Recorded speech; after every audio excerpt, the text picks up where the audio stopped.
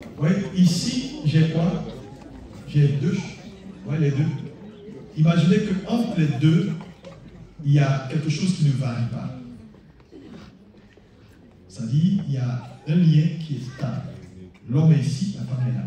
Mais il y a un lien stable qui les lie. Et ce lien qui ne change pas, c'est Dieu. Maintenant, regarde.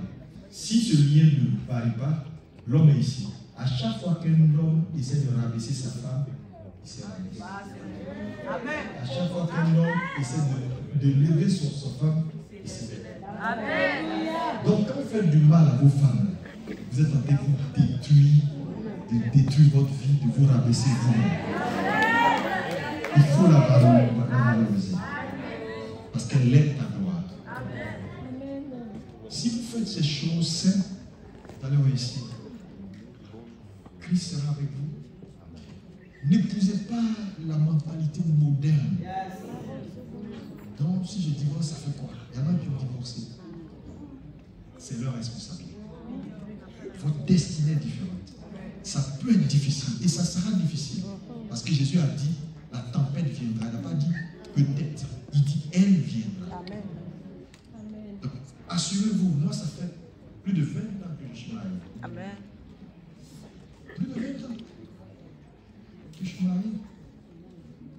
Le mariage, ce n'est pas toujours un fleuve tranquille. Et à un moment donné, on se consacre pour le bonheur de l'autre et puis on continue la vie. On se bâtit. On n'a pas... Et ici en Europe, j'ai mon compte, tu as ton compte. Tu fais tes trucs, je fais mes trucs. Tu payes un peu, je paye un peu. C'est pas bon. Donc je vous le dis, vous êtes en train de semer les graines de votre séparation future. Parce que, vous savez, si je veux continuer. Come on. Regarde. Non, je vais terminer le temps. Regardez, Dieu dit, l'homme et la femme étaient dans le jardin. Ils étaient tous deux nus et n'en avaient point honte. La notion de nudité ici veut dire quoi? Dans un couple, il ne doit pas avoir de poche cachée. C'est-à-dire, madame a des finances qui entrent que monsieur n'a jamais vues. Monsieur a des choses qui entrent que madame n'a jamais vues. La nudité ici veut dire qu'il n'y avait rien que lui ne pouvait pas voir et qu'elle ne pouvait pas voir. Pourquoi toi tu as un compte que toi seul tu sais, c'est toi seul qui a la carte, madame ne sait pas. Madame aussi a des amis que tu ne connais pas. Elle a ses choses. Et chacun vit beaucoup habité. C'est pas un mariage.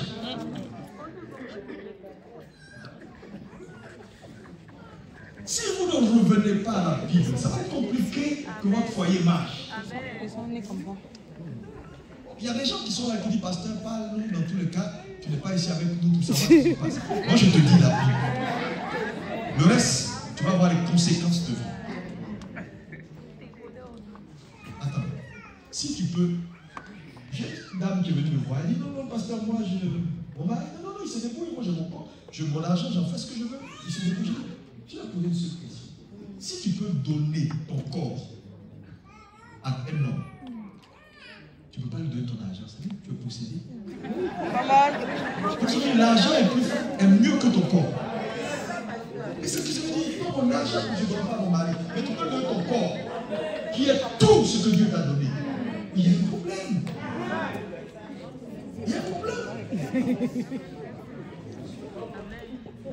Et comment maman a pris le cœur des gens.